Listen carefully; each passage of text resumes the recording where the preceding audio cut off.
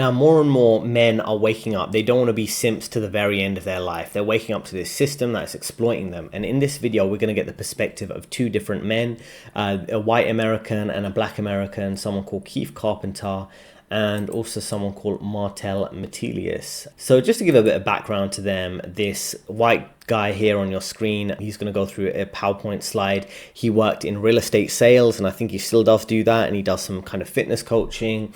And then we also have Martel. I'm not sure exactly what his income is or what his main job is, but I know that based on what he said, he's moved from America to Eastern Europe, and he's in a long-term relationship where his wife is based there, and they're living a calm, peaceful life away from some of the craziness going on in Western culture. And these are the different type of perspectives we're going to get, and we're going to see how they're reaching the same conclusion, and many men are reaching the same conclusions, which we'll come on to in some funny slides I'm going to share with you soon. Let's listen to this guy here. Society punishes men who follow the rules. This is a hard one, but you need to hear it. Now, what do I mean by follow the rules? All of those things that the system tells you to do, they say if you do this thing, your life's going to turn out well. Being like a good little boy and doing what they say, and basically you're supposed to get everything you want out of life if you play by the rules. You're going to get your happily ever after story. Life's going to be great. You're going to get everything you want, all that kind of stuff. But truthfully, you follow the rules, you end up with a disaster of a life, guys. And that's what we're going to get into in this video. And then I'm going to provide you guys with an alternative that actually can get you what you want out of life. So let's get into it. So the rules say that you should go to college and get a job. Haven't we all heard this before? Your guidance counselor said it. Your high school teacher said it. Maybe your parents said it. Everybody definitely said you need to get a job, right? Go get a 9-to-5. You're going to climb the ladder. You're going to save some money up, and hopefully someday you can retire. This is what the rules say you're supposed to do. Well, this is what the rules actually get you if you do this. You played by the rules and it got you this income right there. The average person in America is earning $39,982 per year. That's less than $4,000 a month. That might even be less than $3,500 a month. I don't know what the hell you're doing on that kind of money. Can you even afford an apartment? If you can, it's that one right there. The fluorescent light panel, dingy. You can hear those fluorescent light panels. You can hear them whining. They make that noise, like that kind of noise. You can hear that panel doing that right now. There's like fly buzzing around in it and shit, right? This is the kind of apartment where your next door neighbor is, as we speak, committing a domestic violence charge. While you're trying to cook up rice-a-roni on the stove there, you just hear some crazy shit going on next door. Maybe there's a roach on the wall. This is the way it goes, right? You're driving a car like this, driving that car stuck in that traffic for a job you don't even, you're listening to some chick in HR complain about her problems to you at the water cooler. You don't even know what you do at this job. You don't like the job. It's just a total fucking mess, guys. And then on top of it, America owes 1.2 trillion in credit card debt. So all of this, like, you followed the rules and you're just living this garbage life and you're in debt to even afford that. Okay? Think about that, guys. It's an absolute disaster. Okay? Like, do you think this guy followed the rules? That's the big question here. When you see this house right here, $55 million oceanfront mansion, when you see that house, do you think this guy followed the rules? Just ask yourself that, guys. Like, do you think that guy played by the rules? Do you think that he went in college, got a 9-to-5 job, and he wound up with that house? Nobody thinks that, okay? Do you think that the guy with that Aston Martin right there followed the rules? Do you think he got that from his business administration degree at some random college, and now he's got an Aston Martin out of it? Like, does that happen, guys? We all know this, okay? This guy not play by the rules. So let's dig a bit deeper into that, right? So firstly, what I find interesting firstly is this guy, different background from me, different demographic, different part of the world, but we've came to the same conclusion essentially, right? You be careful about what this system's telling you because it's leading you deliberately down the wrong path, right? Being average now is being a loser, right? And I don't just mean that in some kind of weird red pill sense and in the dating markets. I'm talking about how this being average in the past meant you had a wife and kids and a nice house in the suburbs. Being average now means you'll probably be a single person for your whole life and rent an apartment, maybe in an expensive city, and never be able to buy a property, have a family, live a decent life, and never have job or financial stability. Right now, also he covers professional qualifications, not necessarily being the smart decision. I mentioned, MBA isn't a smart decision unless it's going to actually benefit your career. So don't just do professional qualifications for the sake of it. Now, wage debt slavery is the whole concept. If you're working a job just to pay your debt debts off, whether it's student loans, your mortgage, credit debt. That's a system that's deliberately been designed to keep the majority of people there. So you have to think outside the box to escape that. He mentioned some funny things there about, having that buzz to it that occurs in the office, but it also occurs, on personal apartments, if they're renting a low quality apartment, things like that. Many little traps that keep you low health and low mood, having a tight schedule, dealing with the pollution on the to work, having to deal with gossip at work, lack of food options at work that aren't overpriced, that keep you unhealthy. Now, everything's built as a very deliberately designed system to destroy your soul slowly, right? So many men are waking up to this type of dynamic, right? The system's made to make you average, and average nowadays is basically failing at life, right? So how can you do the opposite, right? So many winners can do this by learning a unique skill set, market themselves, whether it's in their industry or it's online, to get working for different top companies. Also being able to, their own brand online to promote their own products, their own services that they're selling, and build like a niche authority type of figure online so people value what they have to say. The other thing is around having higher risk tolerance. And this is something I teach my clients, and also channel, right? If you want to succeed, you have to be willing to work hard, and you have to be willing to take risks. In the past, maybe you could just work hard in a corporate job and it'll pay off, but you have to take risks. Maybe that's job hopping and moving to another job with a pay rise, but that pay rise may come with unexpected consequences where you might have a difficult work culture. You might have to walk away from a stable job for a less stable job to push forward and make more money. So it really does depend, but taking risk is needed, right? These days, right? Men previously were at war, time in history, and they would take risks there. And this is the thing, you can't play it safe, right? Men have been domesticated, in my opinion, since 1950s, and this is why many men feel trapped, because they're not taking risks, they're not being adventurers, they're not being explorers, they're not breaking boundaries, however you define breaking boundaries, whether it's taking a risk to set up your own business, whether it's thinking about want to take in terms of relationships and traveling and things like that. So it's best to take risks in some sense, rather than live a boring, stable life that doesn't seem to pay off for people who do that anyway. Now, the other thing is stop caring what people think. And that's what I mean. There will be a phase, if you're pursuing success as a man, where you're going to go through minimalism, right? And I've dealt with that several times in my life. Even now, I have an element of minimalism in the sense that while I'm building my brand online, I'm not spending a lot of money. When I do make more money, I plan on investing more of it. And the whole thing is, if you're focused on your freedom and finance maxing, right? Maxing out your freedom, maxing out your finances, and you stop caring what people think, you're not buying pointless things you shouldn't be buying. You're minimalist by nature, right? And you focus on more maybe your time freedom rather than spending money. Now, there's a famous line by a rap artist. You might be familiar with this kind of niche rap artist called Ill Bill.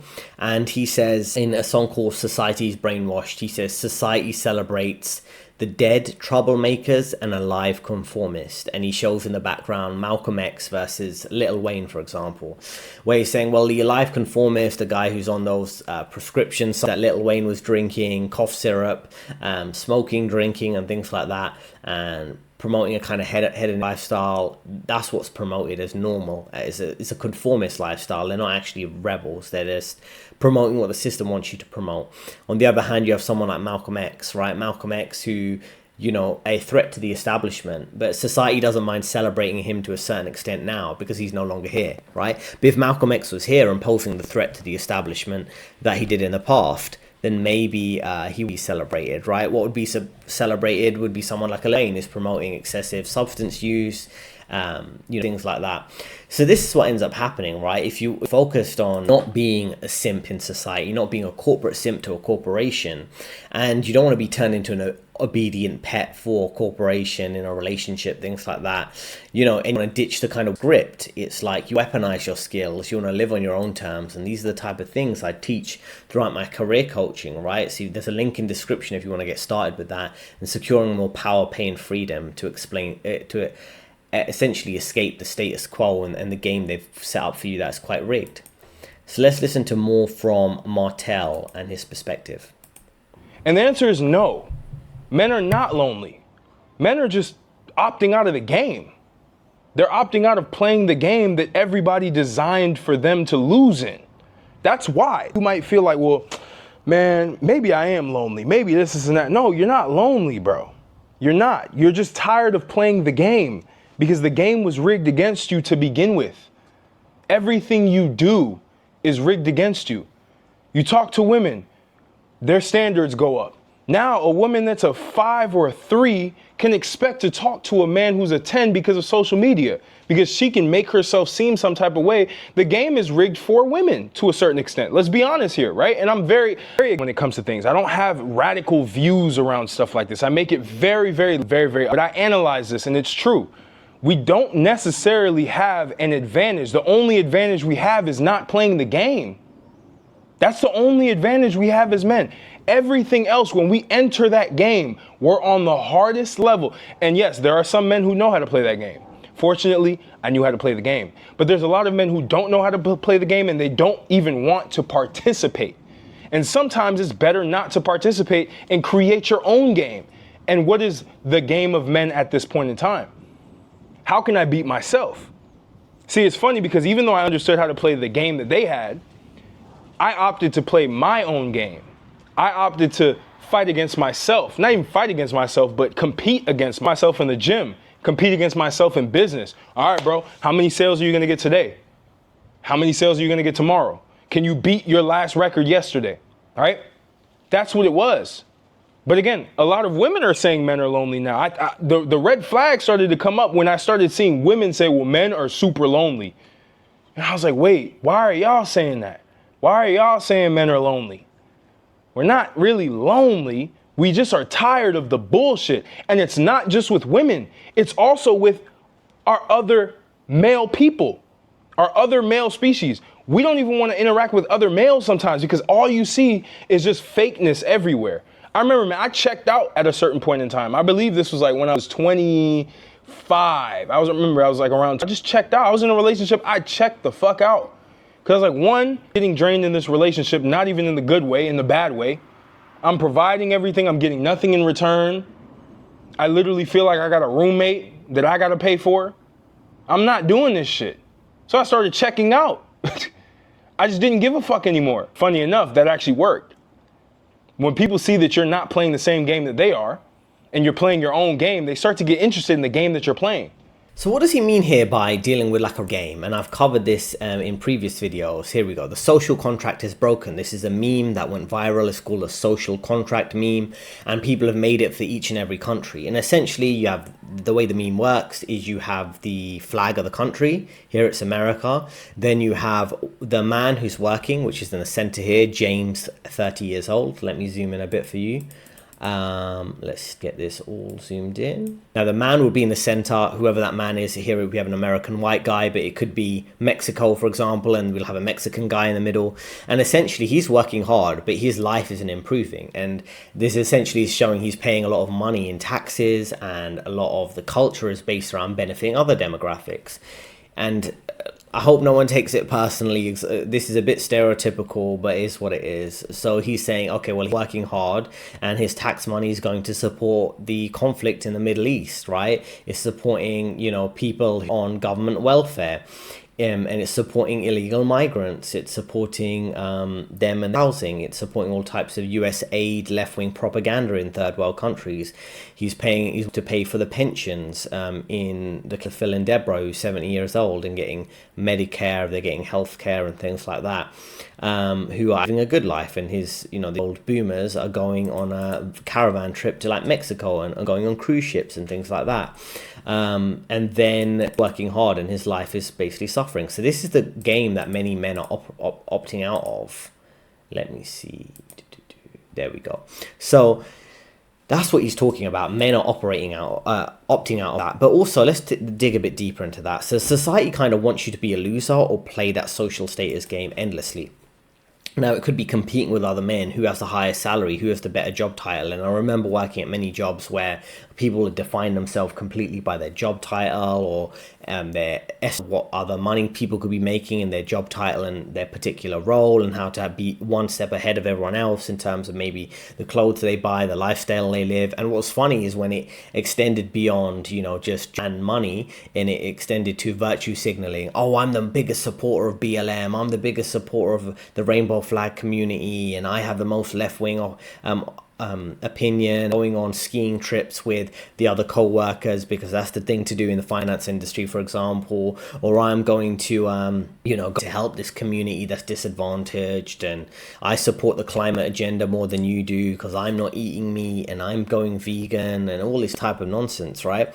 So these are the type of agendas that are getting pushed, and men are saying, well, I don't want to play the virtue signaling game. The job game or the money game's rigged unless I learn how to play it, which is something I teach throughout my career coaching. But men are also saying, well, social dynamics, you got men who are meant to be your friends and they're gossiping and bitching like a bunch of women and being over emotional and backstabbing and competing with you passive aggressively. And then you got the dating market, which is kind of dynamics between men and women, right? So they're like, why should I play this game? Why should I participate in it, right? You could be cancelled in social dynamics, or you're going to be treated like a second-class citizen, right? So what is the kind of game? I would say it depends. If you're in the corporate game and you're trying to win there, you want to save and invest for your longer term financial freedom, job hopping for salary increases, not overextending yourself and burning out to work hard to pick up the mistakes of a girl boss, of a boomer boss, or working hard so they benefit and have a good life.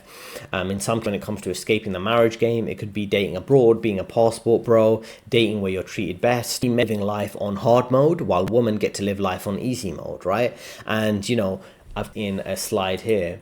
So who's currently benefiting from this social dynamic, right? It's weak liberal simp men who go along with the programming and parrot all the politically correct opinions. You've got entitled and empowered women, and you've got baby boomers, brainwashed kids and things like that. Men are not really benefiting from that. Men are kind of stuck in this system, not reaping any of the benefits, while these demographics do.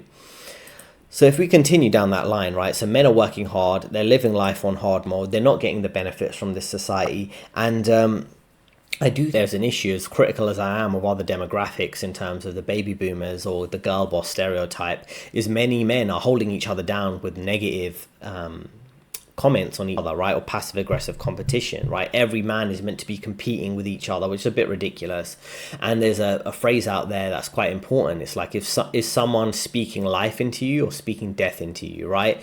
And there's a famous line, if you know Guru from Gangstar, he had a rap group with Guru and DJ Premier, I'm sure some of you know, a song called Discipline, and he says, instead of preaching death in my song, I breathe life, right? And what he means by that is like, are you with other people, when you're passing comments on them, are you giving them some positive encouragement or talking down on their achievements? And I've dealt with that many times in life, including from friends and family members and things like that, who you think they'd be supportive, but they don't want to see you succeed, or they don't want to see you do better than them. So they're always trying to drag you down, make little comments. They're being lazy, so they want you to be lazy too. So you got to be careful around people like that. I'm very careful what I share with people like that, given I want to be positive and moving forward in the right direction in terms of my health and my wealth and my freedom. And I don't share all those aspects with other people because I realize there is a crabs in the bucket mentality. There is tall poppy syndrome.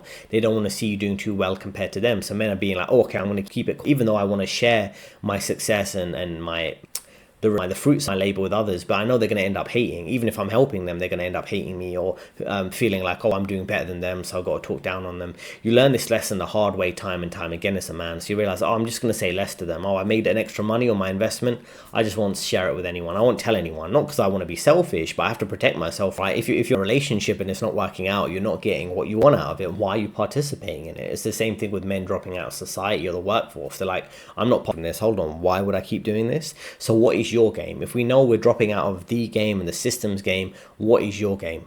Your game, which he's found is working for him, Martel, and Keefe is working for him. What would be that game? Now, the game we're finding most and more common amongst all of these men, and I know people outside of this, these online different communities and things like that. What is a game more and more men finding, right? They're finding minimalism is working for them while building their own business. They're finding saving and investing aggressively while playing along with a corporate game, which is something I teach throughout my career coaching. They're also finding that, working is working out for them because they're paying less tax, they're having better lifestyle, better relationships with women. They're finding saving their money again and moving to another career path, maybe pivoting, job hopping, things like that is working for them too. So there's common themes arising here, not money on keeping up the appearances. I'm going to invest it because I want to retire early so I can have a better lifestyle, and this guy moving from America to Europe, Eastern Europe, I think, to have a better quality of life, and not getting stuck being a cheap imitation of others. And this is something you see is quite common in the corporate life, where people reach a level of maybe mid-management, they have a bit more disposable income, then they get They destroy their potential ability to retire early by playing up, keeping up appearances of others, buying the car, the expensive house they can't really afford. Then they're trapped for life as a debt slave because they have to pay off the mortgage for that. So don't get stuck being a cheap imitation of others. You have to find a unique path. And that's what both of these guys have found, right? Through basically being self-employed or having elements of living life more on their terms. So let's go back to Keefe and see what he has to say. Success of the common man. They are set up to maintain the status quo. That means giving the average person just enough to keep them dependent without revolting. Okay, this is the harsh truth. You got to understand, the system is set up to propagate itself, and it's supposed to support the people who are in power. That's how it works. This is just and it makes, right? It just would. The people who are in charge of everything, the richest people in the world, why would they get up in the morning and think, you know what, I want to make sure Steve in Oklahoma or Bob in Georgia or, I don't know, Gervonta in Baltimore, I want to make sure these guys are just getting the best out of life. Do you really think some billionaire financier guy gives a fuck about that? No, he gives a fuck about himself and maintaining his position of power. And how does he do that? He gives the average person just enough to keep them dependent without revolting. If they give them too little, then everybody starts throwing a fit and there's a revolution. But if they give them too much, then everybody escapes the system and then they don't have a bunch of workers running around obeying orders, right? So they need to keep you dependent without revolting. And that is what the rules are designed to do. Give you just enough to shut the fuck up. We give you porn, we give you video games, we give you Netflix, we just one bet of just shut the fuck up, take your little money and just leave us the hell alone while we do what the fuck we want to do. That's how this really works, guys. And deep down, I think you know it. A bunch of free men running around doing what they want is not in the best interest of the system. I mean, just the system to control. It doesn't want you to just be out there getting it and doing what the heck you want to do with your life. It makes sense on its face. If you want more out of life, you have to break the rules. You have to just say, fuck all of that shit. I'm not playing by these rules. And people are going to judge you for it, but it's what you have to do. Otherwise, you're stuck in that life that I showed you just a minute ago. So what does breaking the rules really look like, right? So the key distinction here, breaking laws, right? So like I say, self-employment, moving abroad, career pivots, taking career risks, job hopping, things like that. And the effective thing here is the system wants you to focus on comfort rather than conquering, right? And comfort, like he says, wasting time, things like that, scrolling through your phone, doom scrolling, but you want to focus on conquering, whether it's your business, your physique, whatever it be, right? And there's a lot of truth there. There's all these coping mechanisms: caffeine to get themselves through the day in the office, alcohol to get them through the weekends, maybe other substances. That's why there's no revolution. It's all about, ending rebellious through, essentially consumerism, through hedonism and nihilism and things like that. That's why there's no revolution. It's deliberately making men weak. It's not a coincidence. Now, if you have free men, you're going to have instability. You're going to have some level of unrest, right? And, I do type of activity, but you can see more and more men getting fed up with the distractions because the distractions are woke and things like that. They're too left-leaning. They're too much propaganda and agenda there. Men can't even distract themselves with those video games that are now aimed at women and not aimed at men. So, the video game playing their role of distracting men and giving them dopamine rushes so they don't go back and overthrow this. So that's not working out either. So that's what I'd encourage you to do is figure out outside the system. Now let me give you an example. When I was at high school, I got the highest grades at GCSE, right? I got 12 A stars, which is the highest you can get when I was 16. And how did I get them? I did study hard throughout my years at high school, but I skipped school a lot, and I skipped the last 6 months before those exams, and I got the highest grades. And it was so awkward when I went back in, because they were like, oh, I was blatantly skipping school, right? My parents were covering for me. The school kind of knew I pretending studying right at home. They knew I was the type of person who wasn't going to be just skipping school for the sake of it. I made up some BS health reasons, and I got the highest grades. And what that proved is that these kind of pointless teaching myself. I'm the type of person who's more of a self-learner, autodidactic, if you're familiar with that term. And it really made the school look a bit ridiculous, because how did I do better than everyone else who was at school for the last 6 months going through your kind of teaching? So that's because the schools are overrated and you can do better by yourself. And that's a case of breaking the rules and doing better than they did. And it was awkward because they had an award ceremony that I didn't turn up for. They gave me the award later and I returned it to them, after to me for a year, which is completely pointless metal trophy. But the point I want to make is that breaking and living by your own rules is what's going to work out for most men these days. But let in the comments, have you ever done anything like that? Breaking the laws. So in my case, it was this, which I won't get into, but one of them was skipping school for 6 months when I was 16 years old and getting the highest grades at the most important educational challenge we had at that point, which was studying different subjects and getting the highest grades there. It's a bit like the SATs you have in America. So let me know in the comments how you feel about this. And now let's listen to the last little clip we have from Martel. We're going to cover these guys in a second video too, but let's listen to what he has to say here. Fellas, we do want to be respected. We do want to be admired by women. We do want these things, but we also don't want the bullshit that comes with it. We don't want the Me Too movement coming after us, right? That's why men stopped approaching women in the first place, or stopped even making a first move on a date, because they're like, man, if I touch her, that's gonna Me Too case on me. I thought the same way. I was very, very cautious, man. Women, I would just chill, like, all right, well, we're talking. I wouldn't expect anything from them, and it would piss them off in their own mind. It'd be like, am I just not attractive? It's like, no, it's not that you're not attractive. It's just that I don't want to play the same game that you're already winning in. You already have leverage over me. You win. Oh, there's a thunderstorm. That means I'm saying the right shit here. You win.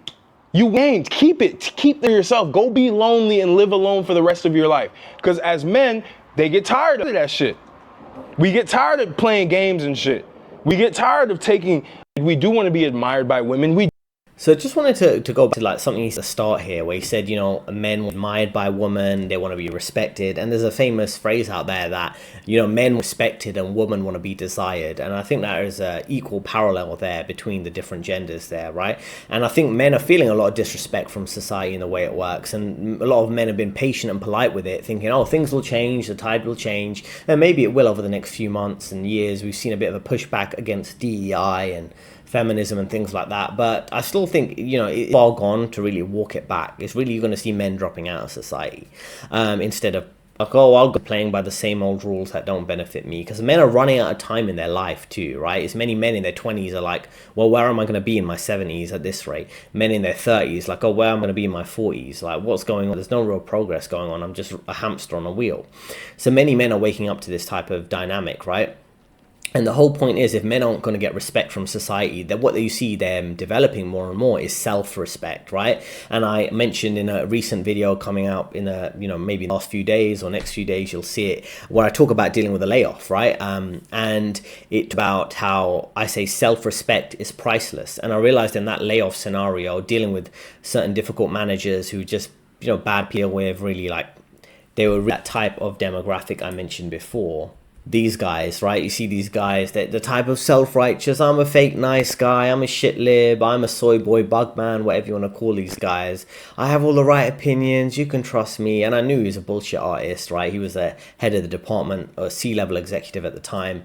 The person he replaced was actually a female manager that I got on quite well with. But anyway, when I was dealing with this guy, I was like, with layoffs and giving me a bunch of work to do before I left the company, which was really annoying. Even on my last day, I had to do work tasks, which just didn't make sense when it was a half day and I was handing him my laptop anyway. What I read in that dynamic is like self-respect is priceless. So, I've completed my work tasks. I was kind of blunt and direct with them. Like, if you're not going to get respect from society, more and more men are shrugging their shoulders like I did with the layoff. And I'm like, okay, well, fuck you. And, I got to do for my own self-respect. And in this case of this black American guy, he made some money. I don't know his full financial situation, but he moved to, like I say, Eastern Europe, married there, having a successful life, living a chill, more secluded life. We have the case of this white American who is, like I say, working in real estate sales, looking at building that out and looking at other in terms of fitness and nutrition coaching, things like that. So they're finding different paths. So like, society's not going to give me anything close to a decent, dignified life. And the thing is, society could pacify men with a decent, dignified life, but they're not even doing that. They're not even giving you basic self-respect. So men are looking at alternative options here, right? So what is the broader point here? The broader point here is success success comes with risk, but society is creating artificial risk without any freedom, right? So you go into a corporate job and they've created artificial risk. Like anything you say to a woman could be misinterpreted as, misogyny. You say any opinion and, that's not speech, it's hate speech. So it's like they've created unnecessary risks. So men are like, well, I want to take big risks now because I have to get out of this particular dynamic and I'm going to invest aggressively. I'm going to maybe do more risky investing, whatever works for you. Now at work, like taking risks, say if everything's bureaucratic, everything's the long house. If you're familiar with the long house, let me know in the description. It's just how everything becomes a bit like the nanny state. Everything has overly the top procedures and it's not entrepreneurial. It's not even efficient. And which is quite funny. When I was working at some of these big investment banks, I thought, oh, we're going to have an entrepreneurial environment. They like to use buzzwords like we have a flat structure, which means that junior people can do senior people's type of roles and activity. And it's not really like that. It's bureaucratic, it's slow, it's cumbersome. There's so many levels of admin to do and paperwork to fill out. It feels like you're working in a government entity. And that's what you realize. When you have this type of system, men want freedom. Men will go to the frontier, if you're familiar with that. They'll go and live their life on the edge. And you see men joining maybe groups, traveling more low cost type of going on hiking trips and things like that because they want to feel alive. And again, they can't be stuck in this dead end life of maintaining a failed system. Now, everything is a kind of say the way the system works, and men prefer speed, they prefer excitement and adventure, right? Men prefer freedom and women prefer security, and there's a conflict there, and society wants men to keep maintaining that social stability with very little in return, right? So when you have a situation where everyone is allowed to live quite a comfortable life, all these other demographics, the weak liberal simp men, they get to have all these double standards and like behave like greasy feminists. We've all dealt with these type of shit libs. You have the entitled, empowered woman who get to live life without any accountability. Same thing with baby boomers and brainwashed kids and things like that, who are kind of all the system. And there's no accountability for the amount of lies that these people spew or that they've been brainwashed into. And if you call them out on the lies, you're the problem, right? A funny example of this would be if someone's drinking a can of Coca-Cola. Now we know Coca-Cola has a lot of artificial sweeteners that are quite bad for your health. The person who's bad in that situation is not the person drinking the Coca-Cola, not Coca-Cola for selling them that poisonous liquid. The real is the guy who's pointing out, because you're the crazy conspiracy theorist. Oh, you're saying the artificial sweetener aspartame, which was approved by a sugar lobby in the 1980s by Donald Rumsfeld. They were getting paid to promote and pretend this quite substance, this artificial sweetener that creates brain cancer in rats and mice that they tested it on. That you're the guy who's a conspiracy theory because you believe in that, right? Or factually provable. You can go and look in that type of, right? But the point is, like, everyone else is benefiting from believing the lie, promoting the lie, selling the lie, apart from the guys telling the truth who are not benefiting from the lie, right? So what ends up happening is everyone's benefiting from this system apart from the working age, military age men who prop up mega corporations, right?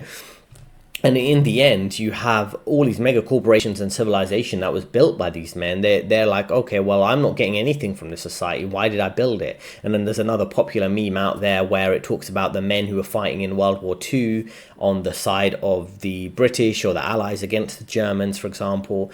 What would they think about the state of Britain right now? They wouldn't be too happy with it, right? What would the American veterans who were fighting to defend American freedom think about the state of America right now? They'll probably be disappointed. They'll probably think, what was I fighting for all this time and risking my life, right? Now, the men who built society have no say in how it's run. They're just meant to work, consume, while they prop up all these other demographics, right? What is the expectation of men? We're going to cover this in other videos too, right? But they're expected just to prop these people up so they can live a good life while you're meant to be suffering and you're continually pushed emasculating type of propaganda. So, like I say, working age, military age men have had enough of it. They don't want to just work and consume and have no power in society. And we're going to see this breaking social dynamic continue. We're going to cover these guys, Keefe and Martel, in future videos. But just to let you know a bit about myself, I've worked at major investment banks like Goldman, Morgan Stanley, and HSBC. I will help you take control of your career to build more power, pay, and freedom through my career coaching program. I have a course also that will help you deal with office politics, a free ebook that will help you unlock career secrets to deal with different scenarios, a free email mailing list, which will give you free career advice twice a week. And that's all that can help you. And the main thing is the career control, right? Coaching program to really help you deal with this difficult, crazy world. So let's go back to these guys in a future video. 2 recommended videos on the screen right now. Let me know in the comments how you feel about the different ideas we discussed here, and I'll see you next time.